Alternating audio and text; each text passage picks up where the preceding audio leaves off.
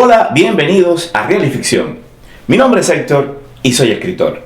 No youtuber, no tiktoker, ni influencer. Hablemos de otro de los clasicazos de la literatura. Hablemos esta vez de La montaña mágica de Thomas Mann. Eran aproximadamente las 8. Aún había luz. En la lejanía del paisaje apareció un lago. El agua era gris y los bosques de abetos se elevaban por encima de las riberas y a lo largo de las vertientes, esparciéndose, perdiéndose, dejando tras ellos una masa rocosa y desnuda cubierta de bruma. Se detuvieron cerca de una pequeña estación. Era Davosdorf. Según Hans oyó que se anunciaba. Faltaba muy poco para llegar al término de su viaje. De pronto oyó cerca de él la voz tranquila y hamburguesada de su primo Joaquín Siamsen, que decía: «Buenos días, ¿vas a bajar?». Y al mirar por la ventanilla vio en el andén a Joaquín en persona, con un capote oscuro, sin sombrero y con un aspecto tan saludable como nunca le había visto. Joaquín se echó a reír y dijo: «Baja de una vez, parece que no quieras molestarte». «Pero si aún no he llegado», exclamó Hans Capstor, absorto y sin moverse de su asiento. «Claro que has llegado. Este es el pueblo. El sanatorio está muy cerca de aquí. He tomado un coche. Dame las maletas».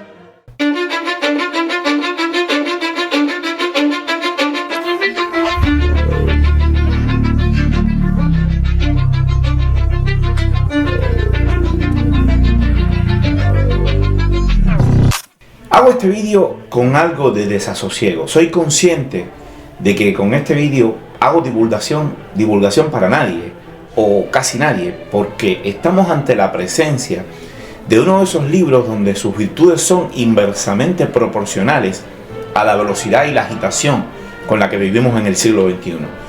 De la misma forma, la novela más famosa de Mann exige una considerable cultura y reflexión analítica.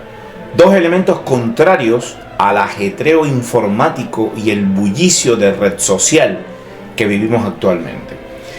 Pero si alguna virtud tengo que pueda al menos reconocerme, es que soy capaz de mantener mi pasión profesional a pesar de que pueda ser criticado o que nadie le preste atención a lo que digo o a lo que hago. Así que si eres de los pocos que mantiene el elogio de la paciencia a pesar de la agitación incontrolable del mundo actual, gracias. Y espero que pueda ayudarte a valorar una de las mejores y más totales novelas de la historia de la literatura. ¿De qué hablamos cuando hablamos de una novela total? Voy a citar varias novelas que se citan, a citar varias novelas que se comentan bajo esta definición. Y seguramente no será necesario ni que te dé más explicaciones de lo que hablamos. El Quijote, Miguel de Cervantes, Moby Dick, de Herman Melville, La comedia humana, toda la obra prácticamente de Honoré de Balzac, En busca del tiempo perdido, de Marcel Proust, La guerra y la paz, de León Tolstoy, Los miserables, de Víctor Hugo, El juego de los Avalorios o El juego de Avalorios, de Hermann Hesse, Ulises, de James Joyce, 100 años de soledad, de Gabriel García Márquez, La guerra del fin del mundo, de Mario Vargas Llosa. Hay otra buena cantidad, pero es imposible citarlas todas, aunque seguramente ya has visto que las que más o menos he ido mencionando se engloban dentro de un concepto que hizo popular el escritor Mario Vargas Llosa cuando, reseñando Tirant lo Blanc, la novela, expresó: una novela total, novela de caballería fantástica, histórica, militar, social, erótica, psicológica, todas esas cosas a la vez y ninguna de ellas exclusivamente, ni más ni menos que la realidad, múltiple, admite diferentes y antagónicas lecturas y su naturaleza varía según el punto de vista que se elija para ordenar su caos. Objeto verbal que comunica la misma impresión de pluralidad que lo real. Es como la realidad, acto y sueño, objetividad y subjetividad, razón y maravilla.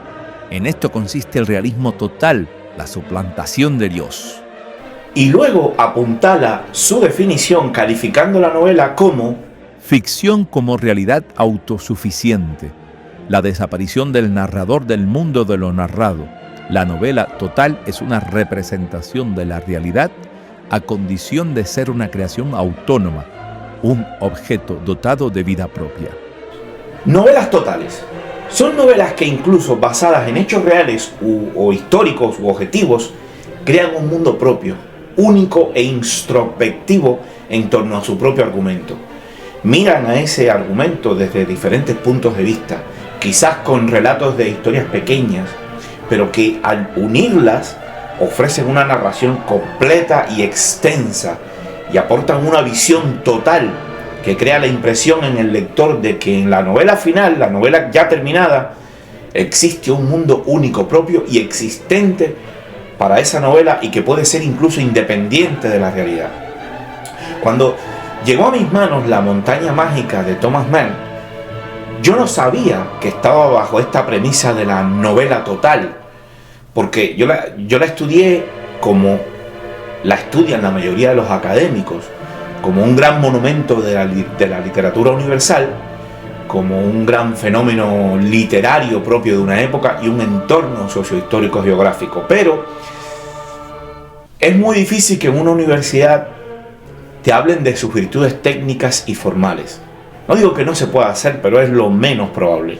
La cuestión es que cuando yo me dediqué algunos años más tarde a la literatura como creación, leí la novela de Thomas Mann desde el punto de vista del escritor que trata de instruirse sobre técnicas y estructuras narrativas, que busca aprender a contar mejor lo que escribe. Y aquí la novela alcanzó un nuevo valor para mí. Thomas Mann concibió y escribió La montaña mágica a lo largo de un proceso complejo que abarcó más de una década, influenciado tanto por sucesos personales como por el contexto histórico, sociohistórico de la Europa a principios del siglo XX.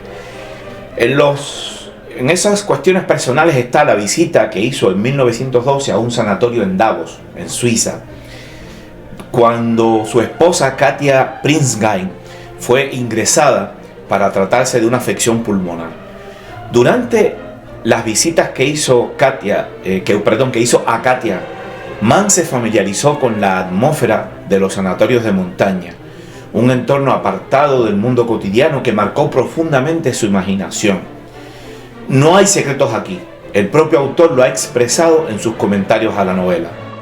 Hacía aproximadamente 10 días que había llegado cuando contraje, a causa del frío y de la humedad reinantes en el balcón, un catarro de las vías respiratorias superiores.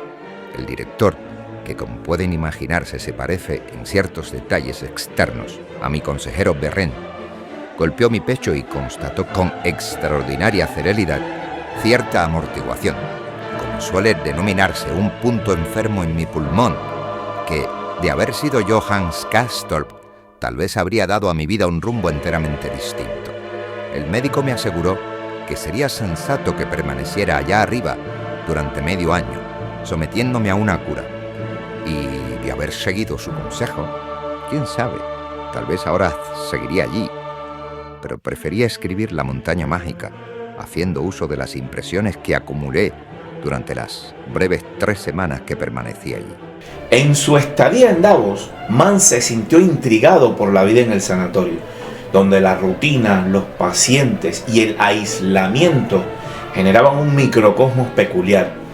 Esto despertó su interés por explorar temas como el tiempo, la enfermedad y la muerte, y algunos más, en ese entorno simbólicamente saturado y colmado de paciencia, vamos a decirlo así. Al principio él planeaba que La montaña mágica fuera una novela corta o un relato satírico, porque él mismo lo cuenta, que creía que podía pasarle algo así. Él lo tenía pensado como una especie de contraparte cómica de su obra anterior, La muerte en Venecia. Pero, como sucede muchas veces en el proceso creativo, la novela pues cambió sufrió una escritura intermitente a lo largo de 12 años, entre 1913 y 1924, que finalmente se publicó. Durante la Primera Guerra Mundial, por motivos personales y profesionales, Mann interrumpió la redacción. En ese momento combinaba la escritura, el autor, en especial de temas políticos y antibelicistas, con su vida familiar, viajes y otro tipo de compromisos, lo que de alguna forma explica la dilación, que no abandonó porque al terminar la guerra la retomó. Sin embargo, el proyecto ya, como digo, fue cambiando, se amplió en alcance y complejidad debido a los eventos históricos y al propio desarrollo de las ideas filosóficas y literarias de Thomas Mann. Cuando el libro por fin pudo publicarse a finales de septiembre de 1924, eran más de 1000 páginas y, contrariamente a lo que podría pensarse, tuvo una acogida y un éxito abrumador. La sinopsis es simple, tanto que por más que te la repitas no te dirá nada útil ni te aportará información valiosa sobre lo que cuenta. Lo hago. Hans Castorp, un joven de 23 años, realiza un viaje desde Hamburgo hasta Davos, en los Alpes suizos, para visitar a su amigo Joachim Siemsen, muy enfermo de tuberculosis, y trata de recuperarse en el Sanatorio Internacional de Berghof. Hans enferma también, y casi contra su voluntad, o mejor sin esperarlo, se acomoda al ritmo pausado y narcotizante de la vida del sanatorio.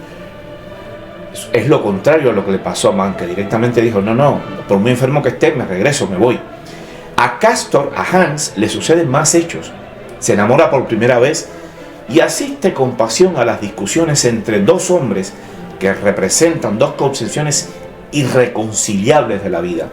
El liberal de ideología masona Settembrini, un italiano algo idealista y buena gente, y Nafta, un ex jesuita cuya inteligencia e inmensa cultura no le impiden ser un admirador de todo tipo de totalitarismos, como sucede en muchos casos hoy en día. Como seguramente puedes apreciar, lo que cuenta no tiene realmente demasiado altos vuelos como historia de ficción. Y entonces, ¿por qué tanto éxito?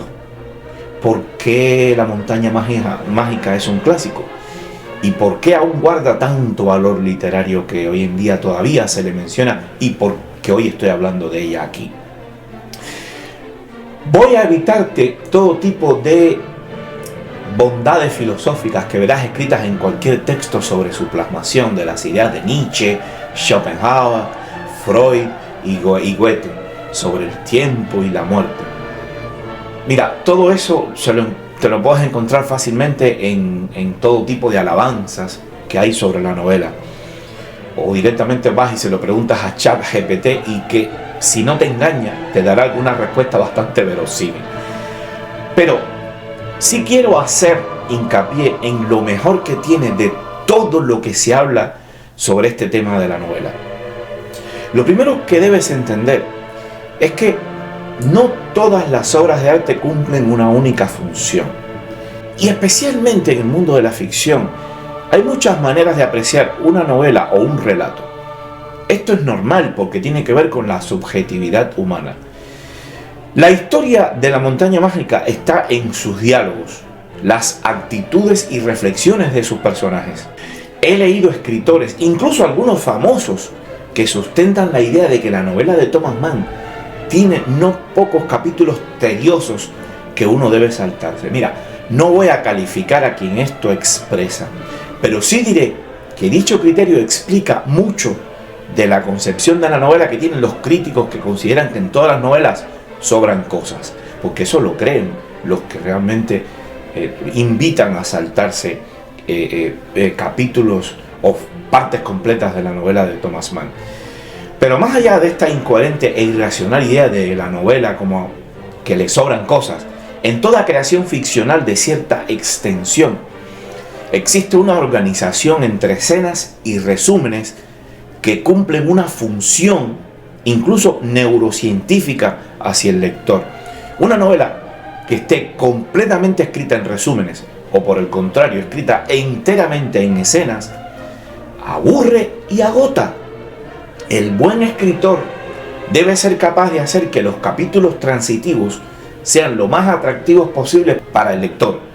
Y Thomas Mann lo logra para lectores que no sean ni impacientes y que además tengan alguna competencia, alguna cultura.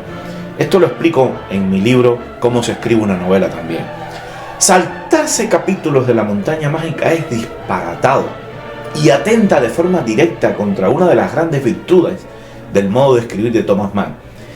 Thomas Mann detiene el reloj de manera simbólica, sujeta las riendas del tiempo narrativo, al mismo tiempo que extiende el estado de conciencia del protagonista y del lector. Por lo tanto, en menos tiempo estamos asistiendo a mayor cantidad de información de la conciencia. Y ahí es donde gana fuerza La montaña mágica, en las reflexiones que nos ofrece en ese perspicaz estado de conciencia durante el tiempo dilatado. Para entenderlo mejor, no queda otra que leer la novela. Tienes que leer la novela y asimilarás cómo la vida en el sanatorio, con su monotonía y repetición, puede simbolizar una suspensión temporal que permite reflexionar sobre la vida, la muerte y otros temas más. La misma distribución de sus capítulos nos lleva a ello. El tiempo de 7 años que cubre la novela se distribuye en el texto alemán de la siguiente manera. Como veis, esta distribución empieza con la llegada de Hans Castor a la montaña mágica y que cubre 26 páginas. Después, todo el primer día son 90 páginas. Las primeras 3 semanas, excluyendo el primer día, son 150 páginas. Los primeros 7 meses, sin las primeras 3 semanas, son 270 páginas. Y el periodo siguiente de 1 año y 9 meses son 333. Y después, los 4 años y medio restantes que cubren los 7 años de la novela son 295 páginas. No es la única novela que logra de forma tan eficaz hacer del tiempo uno de sus protagonistas. Encontrarás también que tienen esa virtud en Busca del tiempo perdido de Proust, en el Ulises de Joyce, aunque en la novela de Mann existe un fuerte sentimiento filosófico y social que trasciende lo individual para devenir un tratado seductor sobre el ser humano total y se convierte en todo un símbolo de la crisis de la conciencia europea que lleva de golpe a la Primera Guerra Mundial. En este y otros sentidos, La montaña mágica es como la culminación de la narrativa tal y como la concibieron los grandes novelistas realistas decimonónicos, es decir, los del siglo XIX. Estamos hablando de las grandes novelas del siglo XIX, las bestias como las novelas de Tolstoy o incluso las novelas francesas.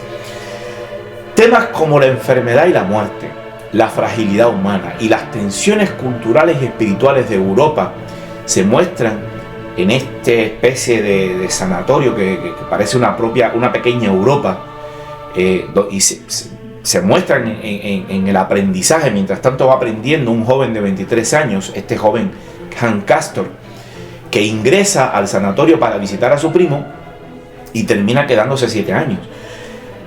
La transformación de Hans refleja un proceso de autodescubrimiento y un viaje intelectual que es a la vez nuestro, de los lectores, y que incluye debates ideológicos entre personajes que representan diferentes corrientes de pensamiento y lo instruyen a la vez que lo cambian como ser humano y también nos cambia a nosotros como seres humanos. El escritor Cesare Pavese o el György Lukács, el filósofo húngaro, por no citar más que un par de ejemplos especialmente distinguidos, tuvieron a Mann por el mayor novelista del siglo XX. Y aunque es un criterio debatible en un siglo donde también están Joseph Conrad, Stefan Zweig, Vargas Llosa, García Márquez, Marcel Proust o Albert Camus, en mi caso, por ejemplo, yo prefiero a Hermann Hesse que a Thomas Mann, pero cuidado, que están al mismo nivel o casi a la misma altura. Pero existen suficientes argumentos para sostener la opinión de que Mann es el mayor escritor del siglo XX. Insisto, es debatible, pero no es ilógico. La pregunta que muchos harían en este siglo XXI impaciente y frenético y donde todo o casi todo se puede encontrar haciendo clic con un ratón o dando unos cuantos toques en la pantalla de un smartphone, sería: ¿y para qué me sirven todas esas virtudes que tiene la montaña mágica y que acabas de contarnos? Yo diría su profundidad, su extraordinaria habilidad para convertir el pensamiento más abstracto en material de novela, su maravilloso sentido del tiempo narrativo, su capacidad para dar vida a una riquísima galería de personajes, su maestría al utilizar elementos simbólicos e integrarlos en el relato sin romper el equilibrio, lo consagraron enseguida a Mann como un clásico, y utilizando este término en la acepción más viva y menos académica que podamos entender. Pero hablando de canon, la mejor respuesta se la dejo a Harold Bloom, precisamente el autor de este libro que deberías leer, El Canon Occidental. Lo que primordialmente ofrece hoy la maravillosa historia de Mann no es ironía ni parodia, sino la visión afectuosa de una realidad desaparecida, de una alta cultura europea que ya no existe, la cultura de Goethe y de Freud. El lector del año 2000 debe experimentar La montaña mágica como novela histórica, monumento de un humanismo perdido. Por último, quiero remarcar lo que más me impactó de La montaña mágica, que curiosamente algún que otro escritor, famoso además, considera que son los capítulos más prescindibles. Me refiero a los diálogos entre Lodovico Settembrini y Leo Nafta. Como ya expliqué, son conversaciones entre dos personas muy diferentes. Un escritor progresista y liberal, y el otro caso es un ex jesuita y conservador, pero con una cultura abismal también. Dos concepciones de la vida, del arte, la política, completamente diferentes. Dos dogmas sobre lo que aprecian, que viene de lo que han vivido, y sin embargo, en medio de esas polémicas y discusiones que tienen y a las que asiste Hans Castorp, son Settembrini y Nafta capaces de estar de acuerdo en cosas que jamás te puedes imaginar. En Cuba, donde leí la novela por primera vez, país donde todos expresan públicamente lo mismo, aunque haya ideas diferentes que nadie o muy pocos expresan o se atreven a expresar, encontré que estos diálogos eran una especie de respiración, de aprendizaje, de muestra de que se pueden tener opiniones diferentes y ser capaces de argumentar de manera inteligente y llegar juntos a la verdad, por más que opinemos también diferente. Settembrini y Nafta son, desde mi punto de vista, dos de los personajes más fascinantes de la literatura del siglo XX, y sus diálogos encierran toda una escuela de pensamiento, o incluso dos o varias, que nos lleva hasta el memorable y muy emocionante final que no voy a contarte. Una vez escuché algo sobre La montaña mágica que hice mío y amplié a toda la obra de Thomas Mann, y es que cada palabra de La montaña mágica y otras novelas escritas por Thomas Mann son un milagro y un noviciado. Gracias y hasta el siguiente. Rubrico mis libros como H.G. Quintana, y con la misma firma podéis encontrarme en redes. Escribo novelas, ficción, también ensayos, donde me concentro en las técnicas creativas de la literatura y el cine. Puedes comprar mis libros en Amazon, Apple Books, Barnes & Noble, la FNAC, librerías y en múltiples tiendas de internet. También puedes suscribirte a Realificción y dar me gusta a estos vídeos. Si lo prefieres, me escribes a contacto@realificcion.com para solicitar algunos de mis servicios, desde la escritura de un libro, la corrección ortotipográfica y de estilo, hasta la publicación en papel o diferentes formatos electrónicos. También puedes hacerlo para colaborar o simplemente comentarme algo. No te pierdas los nuevos proyectos.